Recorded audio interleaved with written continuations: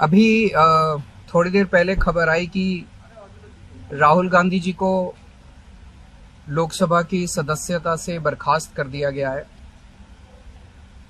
जिस तरह से उन्हें उस मानहानि केस में फंसाया गया,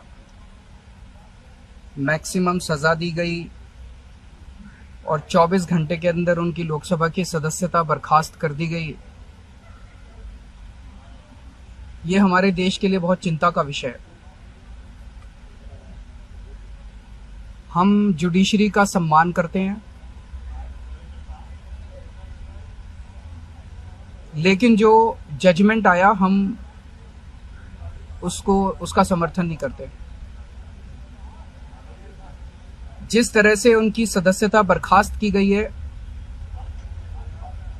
वो एक कायराना हरकत है, वो एक डरी हुई सरकार की निशानी है। लेकिन देश के लिए पूरा आजकल देश के अंदर जो चल रहा है वो देश के लिए बहुत खतरनाक है। पूरे देश से ये एक ऐसा माहौल बनाना चाहते हैं कि देश में बस एक ही पार्टी बचे, वन नेशन वन पार्टी, और सारी पार्टियों को खत्म कर दिया जाए। ये एक ऐसा माहौल बनाना चाहते हैं कि एक ही नेता बचे, वन नेशन वन लीडर, बाकी सारे लीडर्स को खत्म कर दिया जाए। इसी को तो तानाशाही कहते हैं, इसी को तो डिक्टेटरशिप कहते हैं। पूरा देश ये देख रहा है। मैं देशवासियों से अपील करना चाहता हूं कि ये भारत हम सबका है, ये भारत 130 करोड़ लोगों का है। हम सब ने मिलकर आजादी की लड़ाई लड़ी थी, हमारे पुरखों ने आजादी की लड़ाई लड़ी थी, आजाद भारत को आजाद कराने के लिए।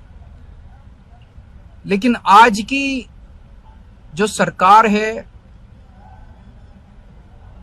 प्रधानमंत्री नरेंद्र मोदी जी के नेतृत्व में, इस सरकार का स्वरूप अंग्रेजों की सरकार से भी बहुत ज्यादा खौफनाक और खतरनाक है। अब लोगों को सामने आना पड़ेगा, लोगों को सामने आके इसके खिलाफ लड़ाई लड़नी पड़ेगी। अगर हमने भारत को बचाना है तो 130 करोड़ लोगों को एक साथ इकट्ठे होके इस लड़ाई में शामिल होना पड़ेगा। सरकार किसी की बने, कल को सरकार चाहे इसकी बने चाहे उसकी बने, इस पार्टी की बने उस पार्टी की बने, वो जरूरी नहीं है। लेकिन जिस तरह से जनतंत्र के ऊपर हमला किया जा रहा है वो सही नहीं है। अगर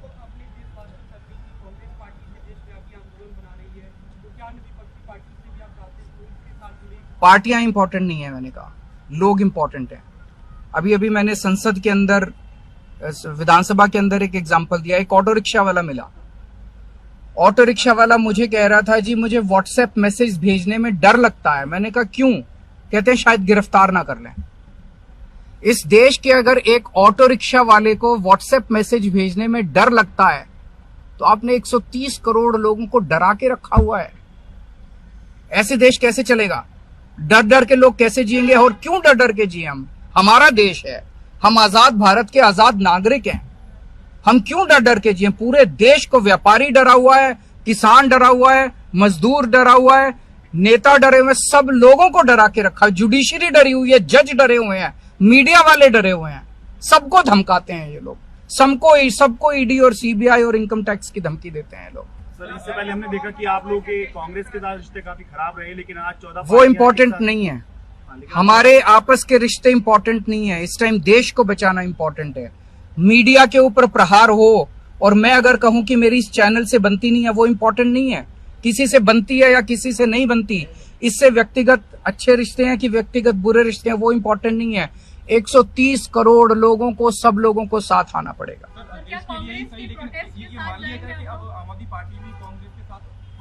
सारे लोगों को साथ आना पड़ेगा। ये लड़ाई राहुल गांधी की लड़ाई नहीं है, ये लड़ाई कांग्रेस की लड़ाई नहीं है, ये लड़ाई इस देश को बचाने की लड़ाई है।